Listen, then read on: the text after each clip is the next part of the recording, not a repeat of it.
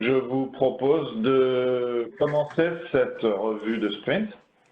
Donc, comme d'habitude, on va voir des nouvelles fonctionnalités concernant principalement la page d'indexation.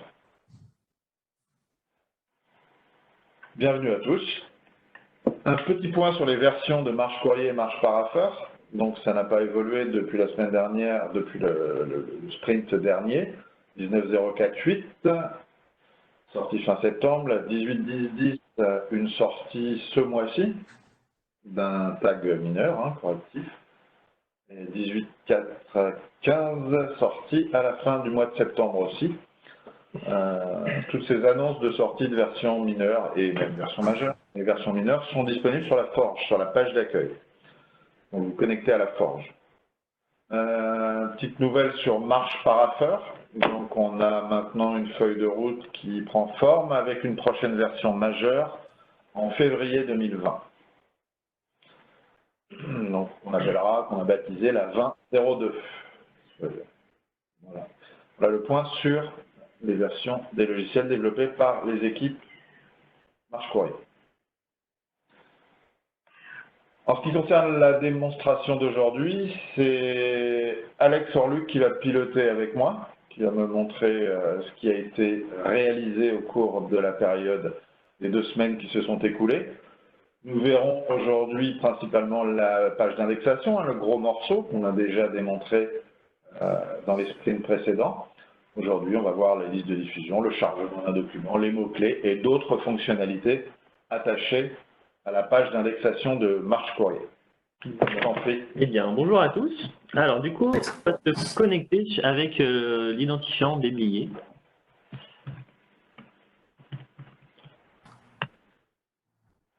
Donc voilà, donc juste pour rappel, donc là on est à la deuxième phase du développement des pages de la page d'indexation. Du coup, dans la première phase, du coup, on avait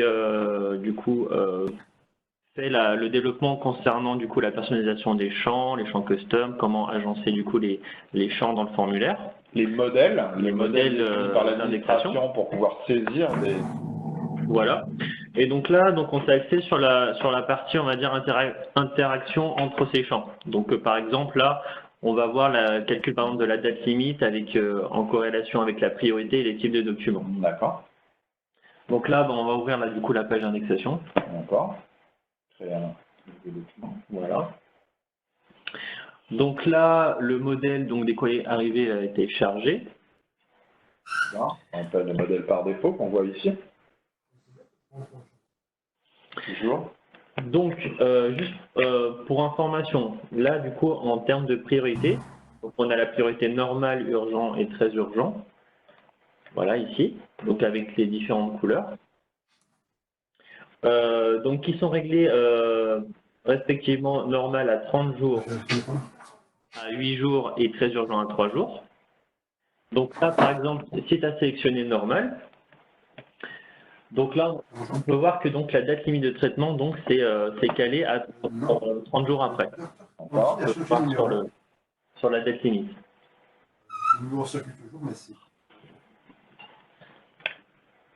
D'accord, ça a mis à jour. Donc ça a mis à jour rapport à ma priorité, à la priorité sélectionnée. Voilà. Donc ensuite, pour le type de document, par exemple, choisis abonnement. Donc le type de document abonnement a un délai donc de traitement de 5 jours. C'est ce qui est paramétré, en tout cas ce que j'ai paramétré. Bien. Donc si tu cliques sur abonnement, ce qui va se passer donc, c'est que comme c'est un délai de traitement de 5 jours, et que du coup ma priorité par exemple urgente est à 8 jours, donc ça l'a calé à urgent. Parce que du coup 5 jours, c'est dans la tranche de 0 à 8 jours. D'accord. Donc ça t'a rechangé la priorité, donc pour toujours être en cohérence avec le délai du type de document. Et ça a du coup recalculé donc la date limite de traitement. Bonjour. Bonjour. Bonjour, c'est le ministère de la Culture, Gaïane Erasclan. Bonjour. Montier, Paulina Gorieva du DAT. Très bien. Donc vous prenez en cours, on continue, on a commencé un... Voilà, donc je reprends juste au type de document. Donc là, on a choisi par exemple abonnement, donc c'était un délai donc, de 5 jours, qui a du coup résulté de changer la priorité en urgent, parce que du coup l'urgent est à 8 jours maximum. Et du coup, ça a du coup recalculé la date limite de traitement en fonction donc, du type que tu as choisi. D'accord. Et donc à savoir que si par exemple là tu as choisi le type abonnement et tu veux changer la priorité, tu peux encore le faire. Et du coup par contre là si tu rechoisis normal, ça va te recalculer la date limite en fonction de la priorité que tu as. D'accord, j'ai forcé la priorité. Tu as forcé la priorité, donc ça a recalculé la date limite en fonction de la priorité que tu as rechoisie derrière. Donc, pour résumer un peu, même si on ne le voit pas, enfin, ça change à l'écran, les types documentaires dans lesquels on fixe des délais de traitement va jouer sur la priorité et l'utilisateur peut passer et forcer la priorité et à chaque fois, ça recalculera les dates limites de traitement. Voilà. Donc, c'est complètement dynamique, soit automatiquement par rapport à la typologie documentaire définie dans l'administration, soit par le choix utilisateur qui force une priorité. C'est ça. Donc l'avantage, c'est que maintenant, effectivement, il y aura plus d'incohérence avec vraiment le choix. Voilà, tout garde une cohérence dans les métadonnées du courrier. Donc voilà pour le calcul des dates. Donc voilà, c'est juste pour vraiment faire le soulignement sur l'aspect relation entre priorité et type de document. En date, c'est calcul de calendaire. Alors oui, après, du coup, il y a donc un paramètre maintenant qui est noté, que l'on peut choisir dans l'administration des paramètres. Ouais. Donc si on veut passer en mode calendaire ou en mode jour ouvré. Très bien. Donc les dates de traitement sont toutes calées dans un mode ou l'autre. Voilà, donc là c'est général maintenant, c'est que voilà, c'est dans l'application, on choisit si on veut que ça soit l'un ou l'autre. Très bien. Ce qui concernait les dates limites de traitement et leur calcul automatique via les priorités ou les types de documents. Voilà. Du coup, maintenant nous allons nous axer sur la mécanique de chargement de la liste de diffusion et de la modification. Donc là, si tu vas un tout petit peu plus bas, tu as entité traitante. Bien. Donc là, si tu choisis, alors, on ne mettrait que 2 services possibles. Donc là, si tu l'ouvres, tu devras avoir pôle culturel et pôle jeunesse et sport. Donc, voilà.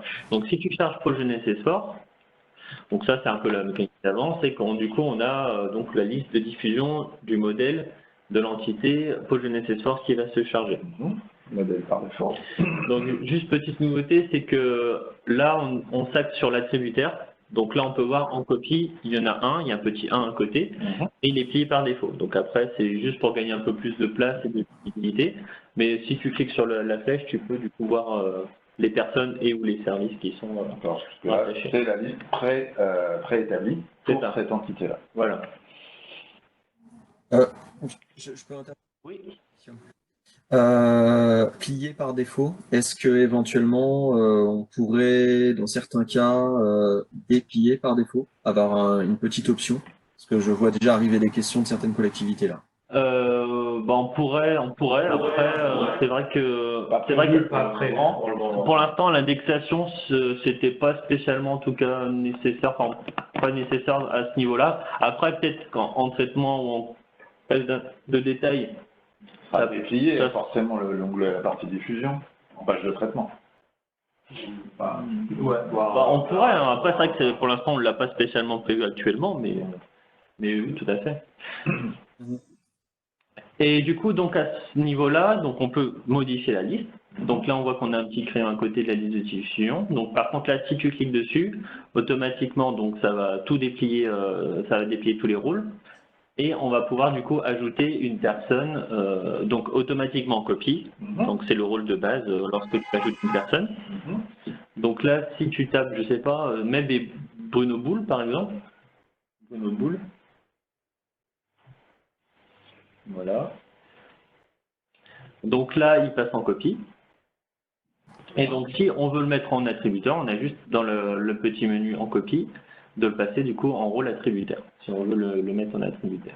Voilà. Donc là, à savoir que du coup, Bruno Boule passe en attributeur. Il était membre de pôle culturel. Et donc, on voit que l'entité traitante s'est changée automatiquement En pôle culturel, parce que du coup, c'est lui qui est l'attributaire, du coup, l'entité traitante garde une cohérence avec l'attributaire qui est mis.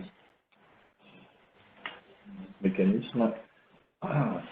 Voilà. Choix du rôle. Donc, ce qui est intéressant, c'est que là, du coup, par rapport à la V1, c'est que là, tout est fait sur cet écran-là. Il n'y a plus de pop-up, etc., qui était un peu pénible et lourd à utiliser. C'est beaucoup plus rapide. Ouais, c'est plus rapide, effectivement, si on veut manipuler la liste de diffusion. Compréhensible. Voilà. Donc aussi, donc une autre chose également, c'est par exemple si tu mets une personne, je sais pas, mets Patricia Petit par exemple, tu ajoutes Patricia Petit en petit. Donc là, ce qu'on a fait, c'est qu'on a fait quand même un contrôle plus fort sur la cohérence de la liste de diffusion par rapport, on va dire, à la configuration des entités qui ont le droit d'enregistrer. Donc là, on a vu que Patricia Petit peut être en copie, pas de souci. Par contre, si tu le mets par exemple en attributaire, voilà, donc là, il y aura un contrôle qui s'est fait. Parce que là, en fait, Patricia Petit est membre de Ville de Marche-les-Bains. Bernard Blier n'a pas le droit d'indexer pour Ville de Marche-les-Bains. Donc, tu n'as pas le droit de le mettre en tant qu'attributaire au moment de l'enregistrement du courrier. Donc voilà, donc tu as un message pour dire que ça ne fait pas partie de ces entités traitantes autorisées. Donc tu peux les mettre en copie, enfin dans n'importe quel rôle, mais pas en attributaire. Très bien. Donc après, si je veux étendre, ce serait d'étendre l'activité de Bernard Blier indexée pour voilà, d'autres entités.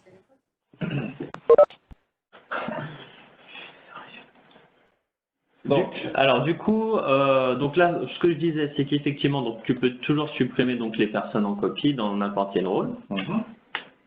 On a bien sûr gardé la cohérence avec les privilèges aussi de ne pas pouvoir modifier la liste, de ne pas pouvoir modifier l'attributaire, etc. Donc ça, on a gardé cette cohérence. Donc là, pour l'instant, je l'ai activé, donc c'est normal qu'on puisse le faire. Et donc après, tu peux repasser, si tu veux, en mode juste lecture seule, en cliquant encore sur le petit crayon. Donc là, ça va juste du coup replier tous les rôles soft attributaires et du coup, c'est un peu plus vite. Après, pour continuer la suite de l'indexation. Il y a un mode édition et un mode lecture. Voilà. C'est on va dire une petite sécurité. Pareil, mais voilà. Ils ont le même mécanisme. Voilà pour on va dire la liste de diffusion. Donc voilà, donc ce qu'on a fait, c'est quand même on a renforcé la cohérence des contrôles des listes de diffusion et du coup de pouvoir vraiment tout manipuler dans cet écran-là, dans cet écran-là sans passer par un gain certain de temps voilà. Et de visibilité sur cette liste. Voilà. Donc voilà pour la liste de diffusion. Donc ensuite, on peut passer du coup à la mécanique de chargement de fichiers. Bien. Donc ça c'est la partie droite de la fenêtre. Donc voilà, partie droite. Donc pour l'instant, c'est juste pour l'instant on choisit le fichier qui a été fait. Le modèle n'a pas encore est dans une futur développement. Donc là, ce que tu fais, tu peux choisir du coup un fichier, si ce que tu veux, par exemple un PDF pour commencer. Donc voilà, donc pour l'instant, pour le chargement des fichiers, nous avons donc intégré donc un lecteur embarqué. Donc avant, c'est vrai qu'on avait du coup la visionneuse, on va dire de base du navigateur, donc Chrome ou Firefox, donc avec sa propre visionneuse. Cela pouvait poser, on va dire, problème parce que ça, effectivement, on n'avait pas forcément la maîtrise de ce genre d'outils et que surtout aussi en mode mobile, la visionneuse, des fois, n'est pas embarquée sur les navigateurs. Donc là, on a une visionneuse embarquée. Donc là, le comportement, on va dire, est similaire sur tous les navigateurs. Et voilà. Donc là, on a le truc basique, donc l'affichage en PDF. Donc avec les différents outils pour l'instant qu'on a mis en place, donc ça va s'étoffer au fur et à mesure qu'on aura besoin. Donc pour l'instant on a juste le téléversement d'un autre fichier. Si on a déjà un qui a été chargé, tu peux changer le fichier si tu veux.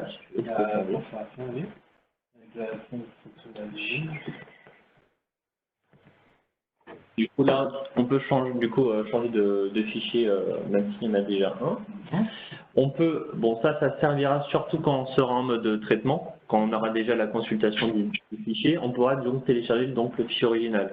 Donc si par exemple c'était un doc, un docx, donc là effectivement on pourra télécharger directement le docx à partir de cet écran-là. Et on peut enlever le fichier à ce niveau-là si par exemple, bon ça c'est encore à réfléchir, mais si on veut faire une indexation sans fichier. Et donc là, tu peux également du coup directement du coup charger un fichier doc par exemple. Je ne sais pas si tu as un fichier doc. Oui, bien sûr. Donc par exemple, cherche un doc ou un EDT, hein, un EDT. Donc ça, on a toujours gagné la mécanique de conversion. Donc là, si tu fais ouvrir, donc il va convertir tout seul le fichier et du coup, on aura directement donc la visu comme il y avait avant. Avec un... Voilà. Donc après, c'est ce que j'allais en venir, c'est qu'on a par contre du coup amélioré l'aspect, on va dire, informatif du chargement de fichiers. Donc si par exemple, bon là ça se voit pas parce qu'on est un peu en réseau local, mais sur les réseaux un peu lents, on aura un mécanique donc de progression de chargement du fichier qui est en train de charger. Donc ce qui évite d'attendre, on ne sait pas si ça a marché, si quelque chose se passe mal, on ne sait pas.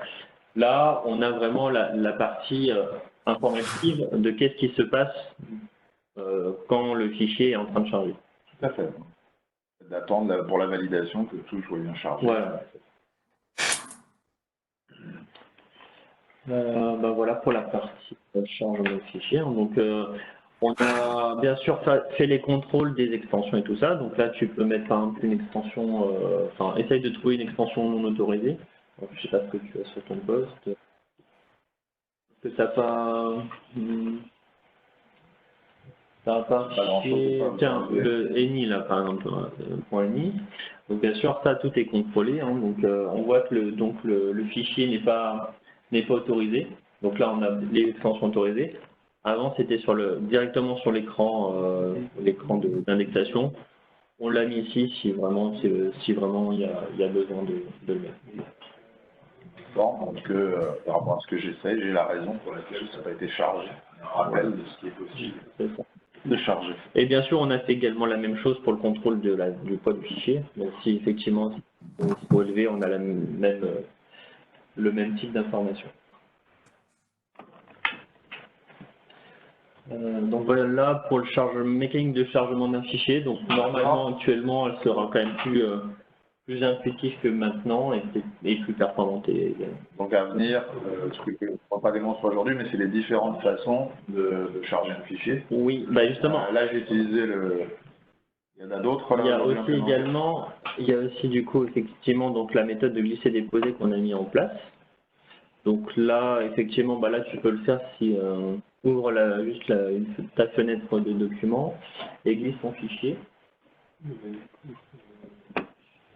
Donc si tu glisses le fichier, voilà ici, donc la zone s'éclaircit un petit peu et tu peux du coup lâcher là le document et ça sera directement chargé à ce niveau-là.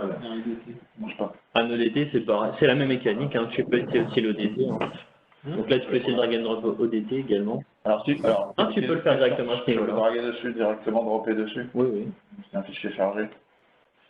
Donc vous ne voyez pas forcément la fenêtre du système de fichiers, hein, mais je vais déposer un fichier sur le fichier déjà chargé.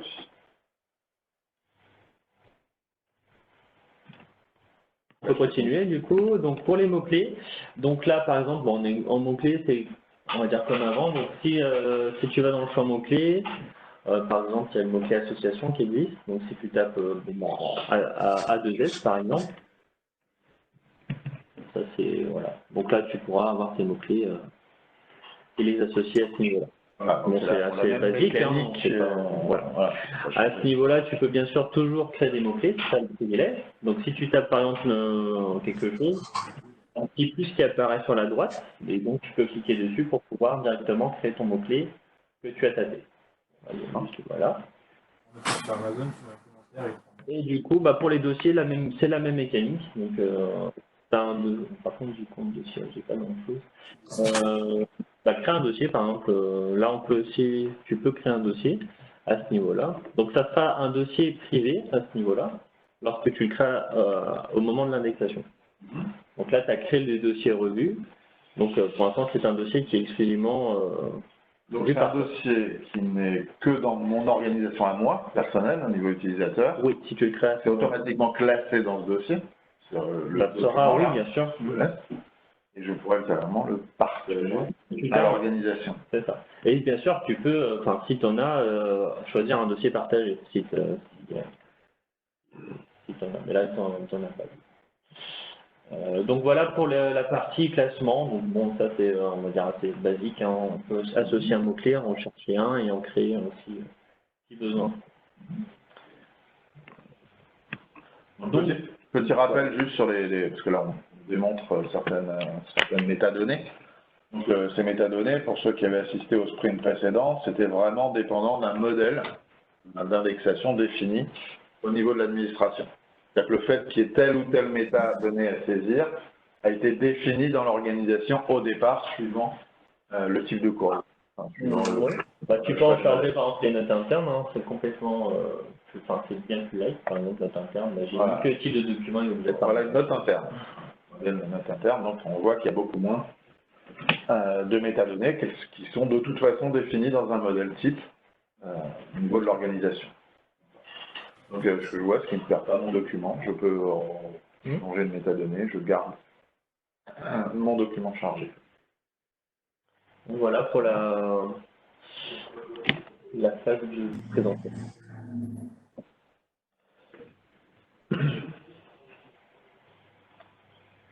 Alors, pour rappel, nous avons vu sur cette revue la possibilité de modifier la liste de diffusion, d'ajouter des rôles, de changer les attributaires, de faire toutes les actions sur la liste de diffusion et les mécanismes qui sont gérés par le logiciel automatiquement, à savoir le verrouillage d'attributaires, etc.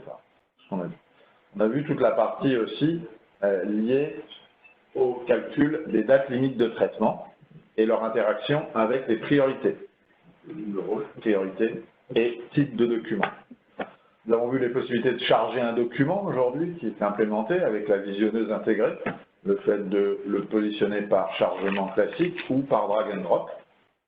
Et enfin, nous avons vu les mots-clés, qui est une reprise dans les nouvelles phases de ce qui existait déjà auparavant. Je vous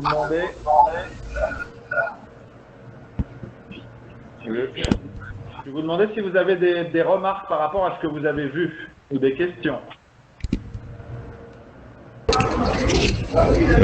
C'est Jean-Louis, est-ce que vous m'entendez? Par contre, on t'entend très mal, mais il y a beaucoup de bruit de fond. Ouais, parce que je suis dans un bar, désolé. Alors moi j'ai deux questions. D'abord par rapport à l'AFD, la liste, on pourrait modifier directement la liste de visa. Allô? On n'a pas compris. Vous avez pas compris? Non, on n'a pas très bien entendu. On n'a pas très bien entendu. Oui, est-ce que quand on modifie la liste de diffusion, on pourrait aussi modifier la liste des visas pour envoyer un doc directement en visa? C'est dans l'action envoyée en visa. Ça, c'est dans les actions, c'est pas encore là. Voilà. D'accord, mais si on veut, au moment de l'indexation, pouvoir définir cette liste.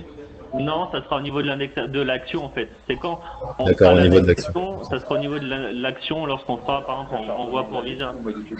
C'est ça. D'accord, et là on pourra avoir dans l'action choisir les personnes en visa. Ok, ça marche. Et deuxième question, c'est quand on choisit donc le dossier. J'avais vu sur la précédente démo, on pouvait faire classe aidant.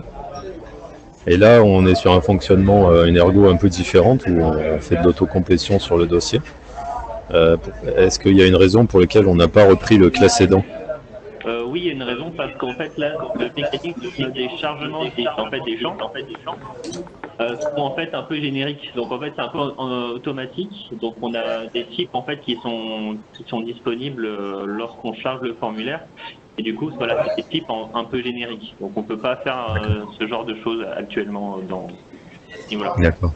Bon, ok. Et vous avez changé un petit peu l'ergo de la fiche d'indexation sur la gauche? Non, ça, non, rien du tout. On a gardé pour l'instant Ah bah c'est peut-être c'est peut-être la définition parce que c'est vrai que ça semble beaucoup plus harmonieux, on va dire. C'est très sympa comme ça. Je pense que c'est la résolution qui fait que. Ouais, c'est très sympa. Ok, super, bravo. Bah, j'ai raté le début malheureusement, mais bon. Ouais, c'est super. Ouais, j'ai juste raté l'histoire des priorités. Bon, ok, vous me raconterez, c'est pas grave. De toute façon, il y aura la vidéo, il n'y a pas à regarder. Ouais. Il y a d'autres remarques, d'autres questions, d'autres interrogations par rapport à ce qui a été présenté aujourd'hui. Étienne ? La seule. Ah, pardon. Il s'agit de la version 20.01. Donc c'est une version qui est prévue pour quand? Alors cette version est prévue pour la mi-janvier 2020, dans pas très longtemps. Voilà, avec une très très importante refonte. Hein. Là, on est sur l'indexation qui est vraiment importante au cœur du logiciel. Et on va aborder cette version-là, toute la partie traitement. Donc, page de traitement qui va énormément changer, qui va être réécrite, hein, puisque ça, c'est la réécriture complète de ces parties du logiciel. Donc, janvier 2020, date de sortie. Très bien. Gaël, une petite question concernant le côté responsive, l'intégration de l'éditeur. Parce que là, on est sur effectivement une résolution idéale et c'est vraiment très propre. Félicitations, c'est très beau. Par contre, si on réduit un tout petit peu la fenêtre et qu'on essaie de se positionner sur une tablette, ou ça va donner quoi? Alors en fait, effectivement, sur la vue mobile, donc en gros, le panel qu'on peut voir en fait à gauche, c'est un panel, le formulaire d'indexation. Il va en fait être en flottant en fait sur le document. Donc on a le document qui va être en centrale, et après on pourra plier ou déplier en fait le formulaire d'indexation. Donc normalement, ça devrait bien se passer. Bonjour, d'accord. Ok. Non, c'est en flottant par-dessus. Là, t'es pas en mode mobile. Non, là, faut que tu sois vraiment en mode mobile. Faut que tu sois en mode mobile. D'accord. Et concernant donc le fait d'avoir intégré cette visualisation dans le logiciel du coup, pousser vos tests sur du Edge, sur des navigateurs un peu comme Safari ou pas. Actuellement, nos tests sont faits principalement donc sur du Firefox et du Chrome. Safari également, on fera, je pense, quand même une phase de test, mais pour l'instant, c'est pas forcément dans notre scope. Ouais. D'accord. Je me permets, hein, il n'y a aucune critique derrière, mais gardez en tête quand même que c'est le navigateur par défaut des Windows 10, quoi. Oui, mais pour l'instant, c'est vrai qu'actuellement, ce n'est pas, c'est compatible, mais on le recommande pas actuellement, en tout cas. Pour l'instant. Ça fonctionne, mais on ne pousse pas nos tests dessus. Non. Si on a une anomalie remontée sur Edge, aujourd'hui, on va plutôt conseiller d'utiliser soit Chrome, soit Firefox. C'est ça. Voilà.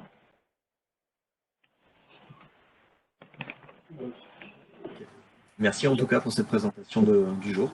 Pas de problème. D'accord.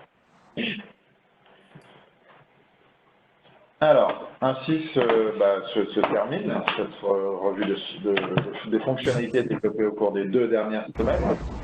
Allô, c'est encore Jean-Louis. J'ai une petite question encore. Est-ce que le mode scan snap là il tourne? Tu scannes un fichier qui apparaît à la droite. Ouais. Là, on y a pensé, oui, là c'est en cours d'élaboration, donc ça on l'a pas montré, mais on essaie dans les bacs. Et puis pour Gaël, hein, juste une petite remarque, c'est que le Edge il va passer sur, il est en train de passer déjà sur moteur Chromium. Donc s'il faudrait faire un effort, c'est plutôt sur IE11 qui est casse-pied parce que lui il est pas sur Chromium. Et il y a encore pas mal de postes sur IE11. Alors peut-être que ça peut tourner justement avec Angular, tout ça. On aura moins de soucis qu'avec l'ancien HTML. Mais bon, voilà. Ça vaut. Vu que Edge, on a une portabilité possible pour Seven. D'accord. Donc ils sont dans cette voie. C'est-à-dire qu'aujourd'hui, même s'ils assurent plus le support Seven, ils essayent de faire quand même une rétroportabilité parce que quand même pas mal de rapidité au niveau et de sécurité. Ok. Au passage, March fonctionne plutôt pas trop mal. Il y a 2-3 bricoles, mais ça nous règle pas mal de problèmes sur certaines choses. Mais bon, c'est pas l'objet du débat ce jour. Ok. Ok. Bon. Bon café, Jean-Louis. Merci. Bien. Je reprends. Merci à tous pour avoir été présents. Merci à tous. Rendez-vous donc le mardi 29 octobre à 10h pour un nouveau rendez-vous avec l'équipe de développement. Et retrouvez-nous sur YouTube pour les enregistrements de ces revues. Merci à tous. Merci bien, bonne journée à tous. Merci. Bonne journée. Au revoir. Merci à toi. Merci.